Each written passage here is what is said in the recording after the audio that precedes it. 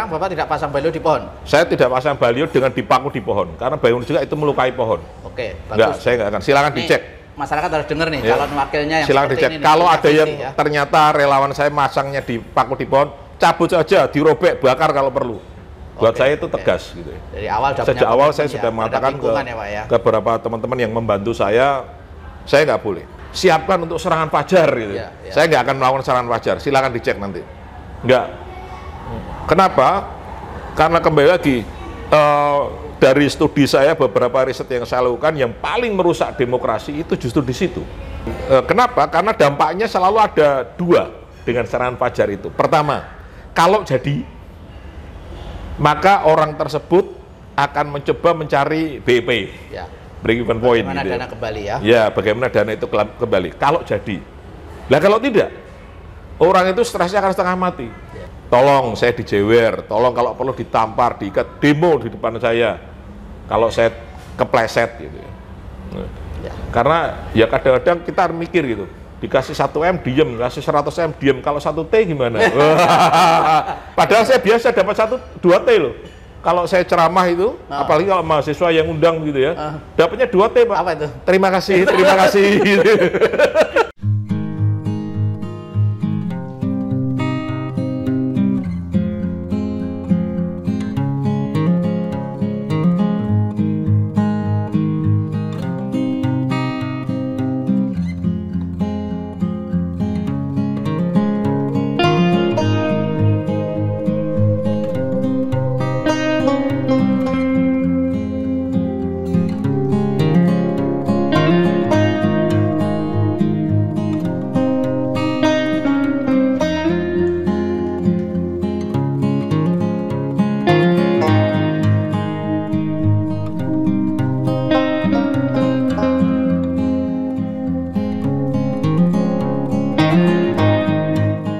Selamat siang, salam sejahtera untuk kita semua pemirsa Jateng Post TV. Berjumpa lagi dengan saya Bjan Saidan dari channel YouTube Jateng Post TV, channel YouTube miliknya peran Jateng Post di Semarang.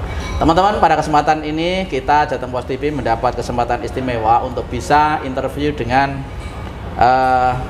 seorang akademisi, tokoh kampus ya. Tetapi beliau kali ini pada gelaran pemilu legislatif tahun 2024 nanti beliau dari kampus akan terjun ke panggung politik ya. Ini agak-agak langka karena biasanya orang yang maju ke politik itu bukan orang-orang dari kampus. Ini orang kampus mau maju ke panggung politik. Kita pengen tanya sejauh mana, apa tujuannya gitu ya. Kenapa orang akademisi sekarang harus mewarnai dunia politik. Telah bersama kami adalah Bapak Benediktus Danang Setianto. Ini karena orang kampus gelarnya sangat panjang teman-teman, yaitu Sarjana Hukum, Ahli Hukum, kemudian LM TTM, kemudian MIL, kemudian PhD. Ini panjang sekali ya. Tetapi beliau ini lebih akrab dipanggil di dunia kampus adalah Pak Beni. Beliau adalah Pak Beni, dosen hukum ya, mengajar di kampus dulu Unika, sekarang namanya apa Pak? SCU. SCU. SCU itu berarti Soegija Pranoto Catholic University. Catholic University. Jadi kalau dulu nama kampus ini lebih dikenal dengan Unika.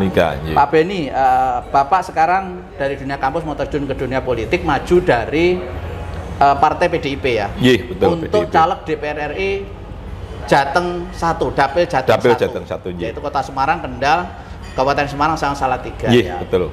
Dari PDIP, teman-teman kalau kepengen menitipkan aspirasinya di DPR RI nanti bersama Pak Beni. Caleg DPR RI jadi Dapil Jateng 1 PDIP. Pak Beni, orang bertanya dan kami sendiri secara pribadi seringkali diskusi. Orang bilang panggung politik kita itu kotor, penuh dengan keserakahan, ketidakjujuran, ketidakadilan, menghalalkan segala cara untuk meraih kekuasaan dan jabatan politik ya. Itu sebabnya karena orang kampus tidak banyak yang mau terjun politik. Coba lihat orang-orang partai itu biasanya orang-orang dari garis pergerakan di lapangan, bukan dari akademisi, dari kampus, bukan dari dosen. Padahal kalau orang-orang kampus, orang-orang yang bermoral ini terjun ke dunia politik, harusnya memperbaiki moral politik itu. Lalu orang bertanya, sekarang penjenengan mau terjun ke sana, apa tujuannya Pak? Mungkin ini ya, saya cerita dulu gitu ya. Sebagai pribadi betul, sehari-hari saya buruh di Unika Soegija Pranoto, itu betul Pak.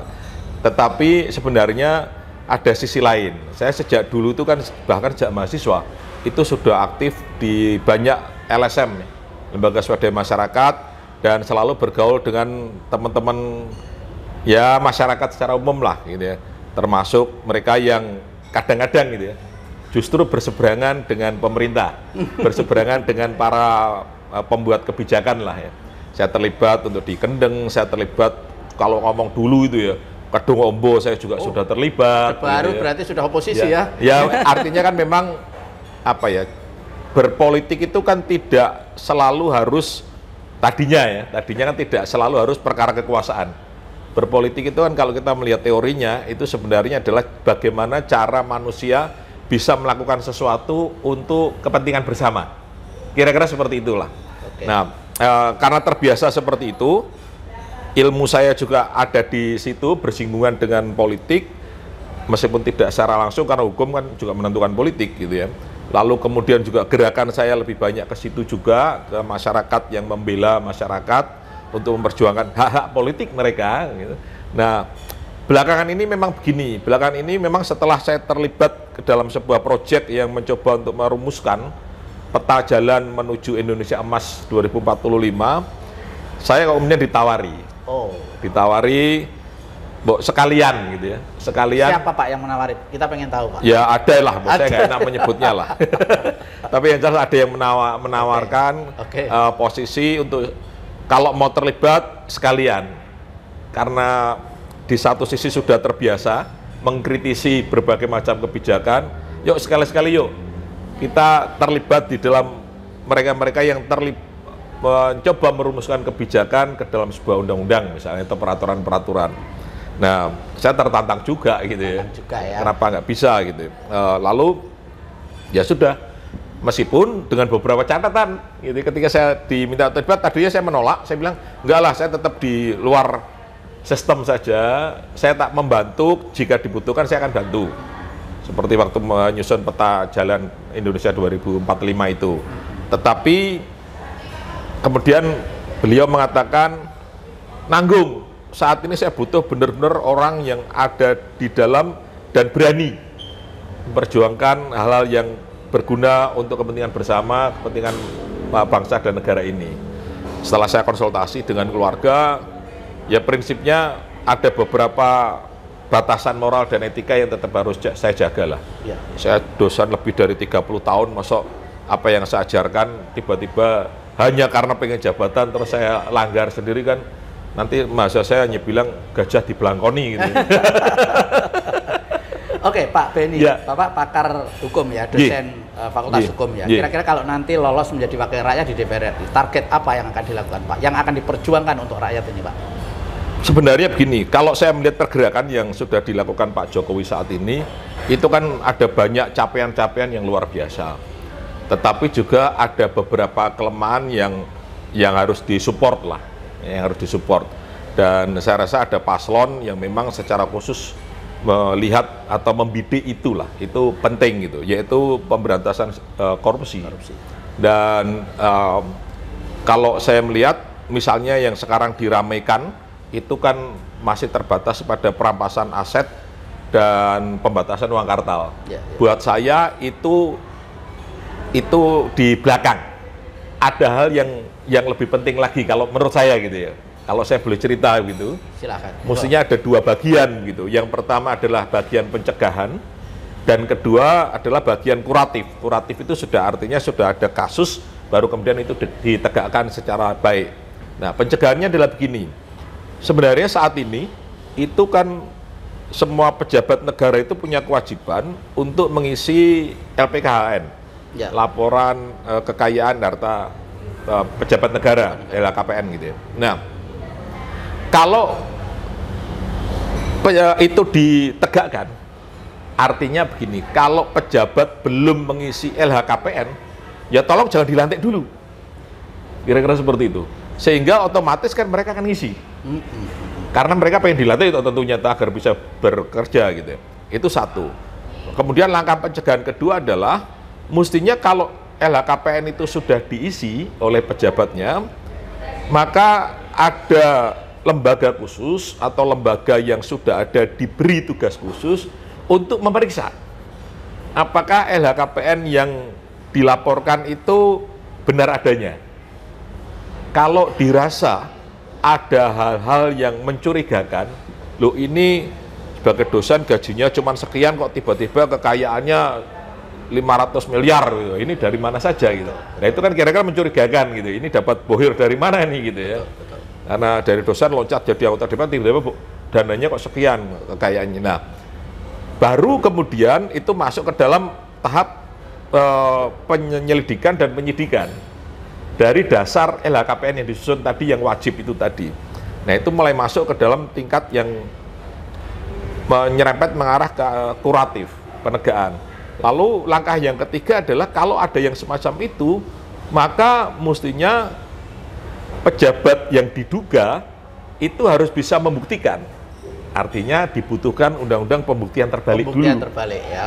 Bisa membuktikan bahwa, oh enggak ini saya dapat dari warisan. Betul. Oh enggak ini sebenarnya hartanya karena digabung jadi satu dengan istri saya dan istri saya seorang pengusaha. Ya, ya. Misalnya seperti itu. Nah itu kan kemudian menjadi lebih jelas. Oke yang ini jelas naiknya sumber pendapatannya tidak hanya dari dia pribadi tetapi juga ada yang lain misalnya. Kalau itu ditelusur dengan baik, maka di tahap ketiga itu relatif ya, upaya untuk pencegahan korupsi akan bisa terjaga. Dan itu tentunya juga periodik ya, nggak cuma sekali dok gitu ya. Secara berkala ada pejabat-pejabat tertentu yang memang diperiksa, dicek seperti itu. Karena selama ini Pak Beni yang kita tahu bahwa harta pejabat itu biasanya ketahuan setelah dia kena masalah. Itulah. Tunggu dia punya masalah dulu baru dikorek itu hartanya. Itu kan menurut Pak Beni harusnya itu seorang calon pejabat negara terutama yaitu harus ditelusuri dulu hartanya sebelum dilantik. Betul, ya. betul. Logikanya memang begitu harusnya. Nggak mungkin bukan sebelumnya. Setidak-tidaknya dia sudah harus mengisi dulu. Mengisi dulu. LHKPN. Benar salahnya nanti dulu. Tapi dia ngisi dulu. Yang penting kan itu dulu. Ada sehingga dari awal itu ada upaya pencegahan. Betul. Ketahuan ya. Karena kan kita punya data kemarin ya waktu Bu Sri Mulyani ada kasus pegawai pajak yang seperti itu, ternyata kan hampir 50% dari pegawai atau ASN yang ada di Depq itu Kementerian Keuangan belum mengisi, bahkan belum mengisi loh. Nah artinya kalau itu sudah diisi, paling tidak kan sudah ada niatan. Betul. Nah benar tidaknya nanti dulu. Nah, Oke Pak Beni. Kemudian kembali ke Bapak yang saat ini mau terjun ke gelanggang politik calon wakil DPR RI dari PDIP ya. Panjenengan dari orang kampus Pak. Gini, dunia politik adalah dunia yang penuh dengan rekayasa lah. Orang bilang bahkan penuh dengan transaksional Pak untuk kekuasaan dan jabatan itu. Pak Beni orang kampus kemudian sekarang masuk ke sana. Pertama pertanyaannya tujuannya apa? Kedua kira-kira Bapak tergelincir atau tidak itu nanti kira-kira? Waduh, saya kalau masa depan saya nggak berani jawab ya. Saya bukan dukun yang bisa warosak durung winarah. Tetapi setidak-tidaknya gitu ya. Pertama tentu saya berpikir ketika saya menerima tawaran untuk kemudian terlibat dalam dunia politik, saya hanya prosesnya saya akan dulu saya menginternalisasi dulu, bener nggak saya mau ke sana. Yang kedua kemudian saya hanya berpikir apakah mungkin ini saatnya saya diminta untuk bermain di lapangan yang lebih luas dengan tetap mempertahankan integritas yang selama ini saya pegang. Itu satu. Yang kedua, apakah tidak takut dengan resiko? Resiko itu pasti selalu ada. Resiko itu selalu ada. Maka sejak awal ketika saya ditawari, saya sudah langsung terbuka. Kalau saya mengatakan ya, maka ada beberapa prinsip etika yang saya tidak akan lakukan. Misalnya, saya pasti tidak akan melakukan memasang baliho kalau itu kemudian dipaku di pohon. Itu saya instruksikan. Pak Beni ya untuk sosialisasi itu ya? Iya, itu saya instruksikan ketika sosialisasi, nggak boleh sama sekali. Jadi sampai sekarang Bapak tidak pasang baliho di pohon? Saya tidak pasang baliho dengan dipaku di pohon, karena baliho juga itu melukai pohon. Oke, bagus. Nggak, saya nggak akan. Silakan dicek. Masyarakat harus dengar nih, calon wakilnya yang silakan dicek. Ini kalau ada yang ternyata relawan saya masangnya dipaku di pohon, cabut saja, dirobek, bakar kalau perlu.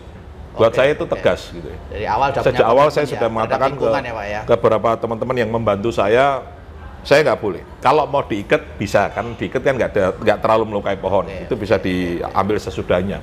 Lalu kemudian juga saya sudah jelas juga mengatakan yang katanya sekarang menjadi garusan gitu. Siapkan untuk serangan fajar gitu. Saya nggak akan melakukan serangan fajar, silakan dicek nanti.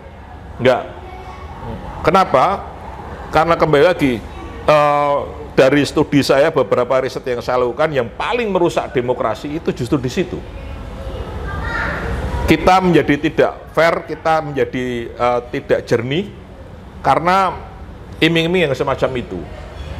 Dan kenapa? Karena dampaknya selalu ada dua dengan serangan fajar itu. Pertama, kalau jadi, maka orang tersebut akan mencoba mencari BEP, break even point. Bagaimana dana kembali ya? Ya, bagaimana dana itu kembali. Kalau jadi, lah kalau tidak, orang itu stresnya akan setengah mati.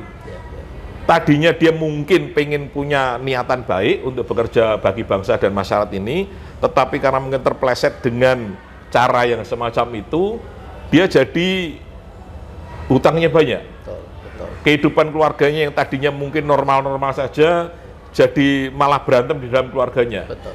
Artinya dua dampak itu, baik kalau jadi maupun tidak jadi, itu sama-sama buruknya buat kehidupan manusia. Apalagi berbangsa dan bernegara ya. Nah, justru itu makanya bagi saya saya nggak akan seperti itu. Tidak akan melakukan politik uang. Tidak akan melakukan politik uang. Serangan fajar tidak ya. Tidak akan serangan fajar. Bahwa kalau kemudian gara-gara itu teman-teman masyarakat merasa, wah berarti pelit nih, nggak ada duitnya gitu, nggak usah dicoblos saja. Ya buat saya tujuan utamanya kan bukan sekedar menang, tapi bagaimana menang kita itu menang yang penuh etika, menang kita itu menang yang bermartabat. Gitu ya. Betul. Itu yang saya jaga betul. Nah, mudah-mudahan karena saya awalnya seperti ini, maka seandainya nanti saya diberi kesempatan untuk bermain di lapangan yang lebih luas, saya masih bisa menjaga amanah ini. Tentu saja saya juga cerita kepada keluarga saya, ke teman-teman saya, tolong saya dijewer, tolong kalau perlu ditampar, diikat, demo di depan saya kalau saya kepleset gitu ya.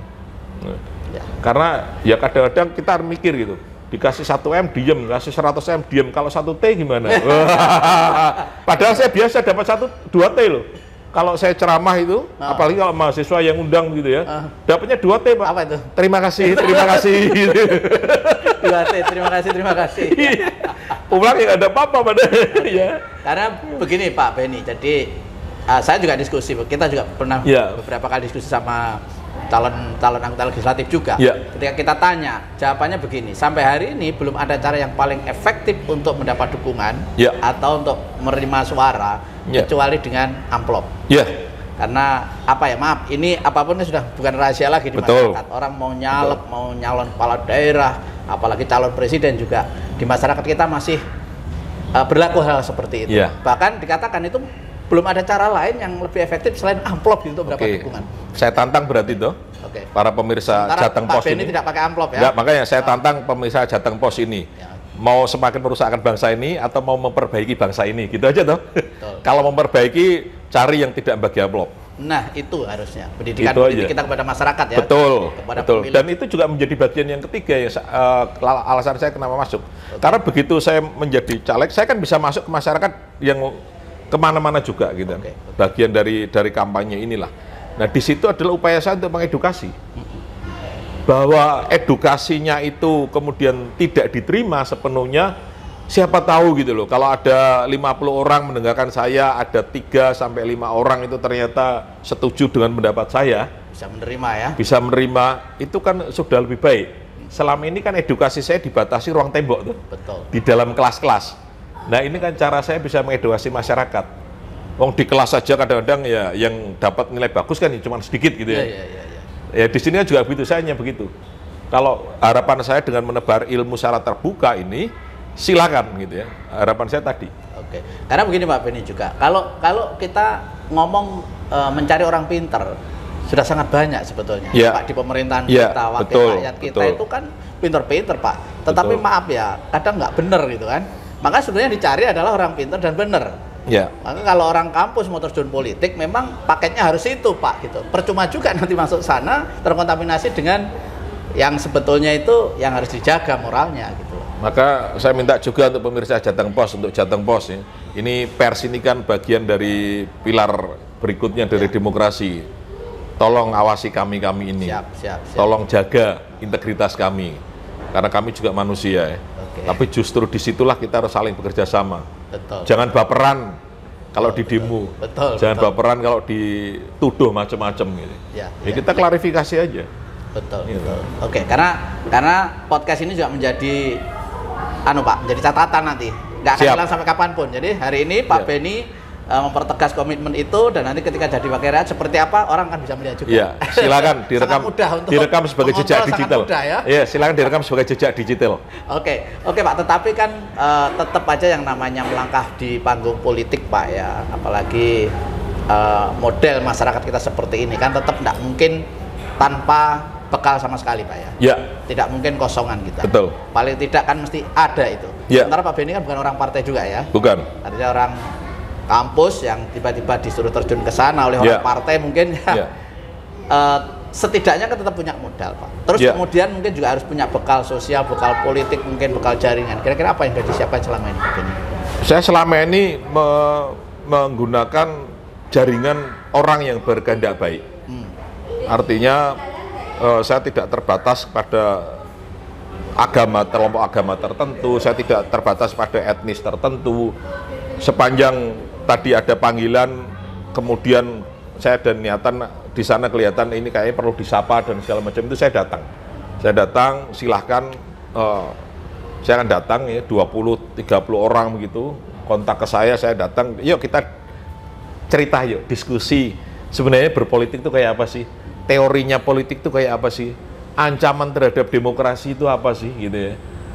Karena banyak Pak, kan saya studi juga gitu ya, ancaman-ancaman demokrasi di banyak negara itu kan tidak hanya otoritarian, ada banyak yang lain juga. Nah itu yang kami ceritakan, itu yang saya ceritakan, oh ternyata kalau kayak gitu itu sebenarnya bukan demokrasi toh. Misalnya populisme itu seringkali juga diidentikan dengan demokrasi misalnya. Orang bingung, oh bukan toh, bukan, demokrasi itu bukan perkara banyak-banyakan suara, banyak-banyakan pendukung, tetapi lebih kepada bagaimana orang punya kebebasan untuk menyampaikan pendapatnya, meskipun dia hanya sendirian. Nah, sementara populisme justru fokusnya adalah bagaimana meraih suara sebanyak-banyaknya dengan cara apapun. Dan bahkan seringkali populisme model-modelnya ya berani menawarkan sesuatu yang sifatnya utopis, mimpi. Yang ketika jadi susah sebenarnya dilakukan gitu. Janji sekedar janji ya. Betul. Transaksional, janji sekedar janji gitu. Bahwa ada beberapa kebijakan politik yang mungkin menjadi daerah abu-abu bisa saja, karena itu kan perdebatan. Misalnya katakanlah ya kebijakan pembangunan jalan tol. Ada yang menentang nggak? Ya pasti ada. Pasti ada, tetapi yang menikmati banyak juga, pendukungnya banyak juga. Nah kalau gitu kan tidak bisa dikatakan bahwa kalau menentang itu masih menjaga integritas, kalau yang setuju itu tidak menjaga integritas. Itu kan tidak daerah yang jelas-jelas hitam putih gitu. Di situ kan ada perdebatan, ada kelemahan jalan tol misalnya untuk sementara waktu mematikan restoran-restoran kecil, warung-warung makan kecil di jalan-jalan biasa yang tadinya dilewati banyak orang, misalnya seperti itu. Itu ada kelemahan-kelemahan seperti itu ada. Tapi kan upaya-upaya kepentingan masyarakat yang lebih luas juga bisa kita temukan. Kenapa kok tetap harus mendiri atau membangun jalan tol gitu ya? Gitu. Oke, Pak Benny, kan kalau jadi wakil rakyat nanti kan porsinya itu membuat undang-undang ya, legislasi betul. Dengan eksekutif ya. Betul. Kira-kira target legislasi apa nanti yang akan yang saat ini menjadi mimpinya Pak Benny untuk terjun di sana supaya bisa menelurkan undang-undang yang terbaik buat rakyat?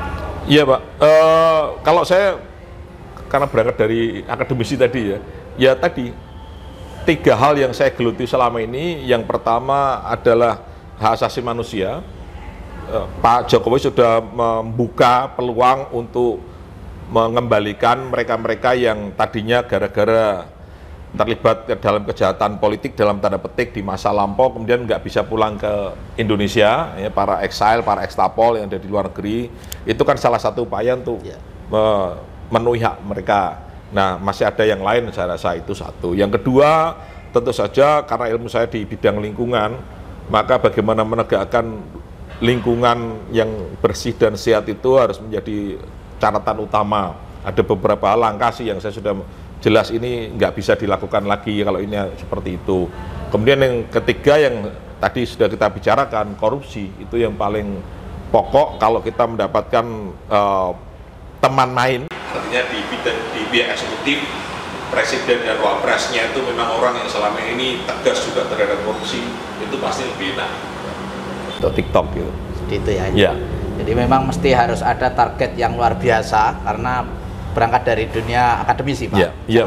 Jangan hanya biasa-biasa seperti yang lainnya, duduk di parlemen hanya duduk diam ya. Apa gunanya gitu ya, Pak ya. Betul. Ya, jadi saya kira ini teman-teman luar biasa. Kita ngobrol ketemu partner yang menurut saya tidak sekedar pengen menjadi anggota DPR, tapi punya konsep yang luar biasa. Dari hal yang sederhana misalnya nih, kampanye beliau tidak akan memasang baliho di pohon, memaku pohon, ya. pohon ya. Karena pohon ini adalah bagian dari lingkungan kita. Betul. Penghijauan kita yang harus kita rawat. Betul. Coba bayangkan di jalanan di mana-mana banyak caleg lain yang tidak peduli itu, Pak ya. Ya. Pohon ditempeli seenaknya sendiri gitu kan. Jadi ini luar biasa. Teman-teman mesti harus mencatat nih, calon wakil rakyat seperti ini punya komitmen. Kedua, tidak akan melakukan serangan fajar ya. Yang itu di antara para caleg yang lain dianggap masih menjadi cara yang efektif untuk mendapat dukungan. Tapi Pak Benny tidak mengambil itu. Artinya berani mengambil risiko. Siap. Ya, memilih beliau itu karena benar-benar sepisi ya. Betul. Sepisi, dan ini memang menurut saya Pak Benny perlu pendidikan politik pada masyarakat bahwa masyarakat mungkin karena butuh. Tapi sebetulnya kan bisa bersikap. Kalau ada amplop terima saja, milih urusan hati nurani gitu.